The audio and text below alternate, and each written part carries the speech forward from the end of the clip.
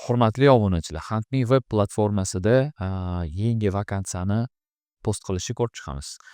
Dashbordda post a job sectionga o'tamiz. Bu yoqda bizani kutib oladigan okошко bu уже anketa. Birinchisi company name, platforma buni avtomatik sizni profilingizni olib qo'yib beradi.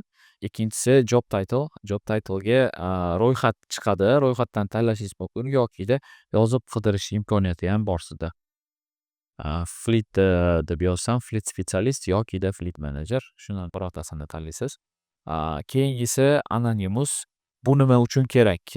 Ba'zi kompaniyalar o'zlarini postlarida kompaniya nomini chiqishini xohlashmaydi. Bunga o'zlarining ayrim sabablari bor. Shu narsani inobatga olgan holda bu yoqqa galочка qo'yish imkoniyati bor sizda. Galочка qo'yib qo'ysangiz, postingizda kompaniyani ma'lumotlari chiqmaydi. Keyingisi lokatsiya. Lokatsiya tanlaysizlar. Toshkent, O'zbekiston yoki bu yerda ro'yxatda yana boshqalari ham bor. Hattoki Iowa, Indiana, Illinois, Amerika shtatlari ham qo'shib qo'yilgan. Keyingisi bu salary. Salaryda ham ro'yxatdan tanlasangiz bo'ladi yokida custom range qilib turib, u narsani sizga applikantlar aloqaga chiqqanda o'zingiz kelishib gaplashib olsangiz bo'ladi.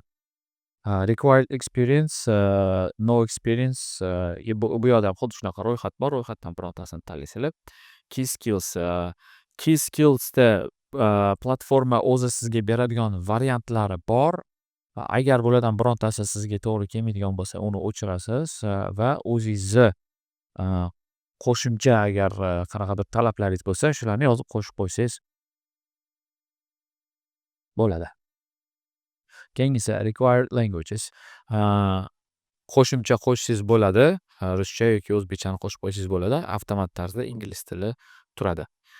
Responsibilities. Key responsibility bu yoqqa qo'shib borsangiz bo'ladi. O'zingizga siz talab qilayotgan majburiyatlarni yozma ravishda qo'shib add knopkasini bossangiz, yangi responsibility qo'shiladi.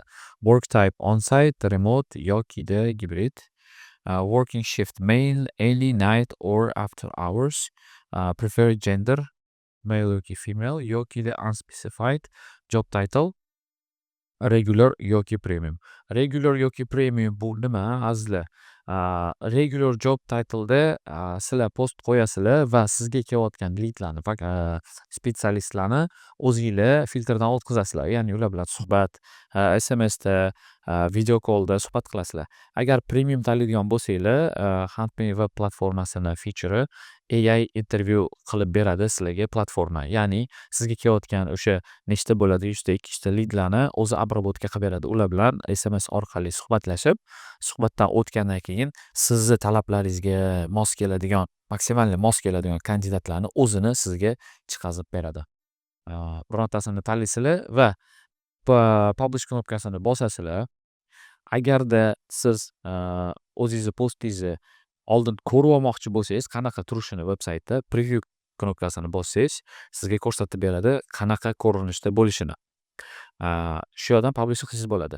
Yana bitta funksiyasi bor. Agarda siz bundan oldin shunga o'xshagan vakansiyalarni qo'ygan bo'lsangiz, shulardan birontasini olib turib repost qilsangiz bo'ladi. Repost qilganda ichidagi qaysidir detallarini, oyligini misol uchun yoki delik shiftini o'zgartirmoqchi bo'lsangiz, shularni o'zgartirsangiz bo'ladi va publish qilib yuboramiz.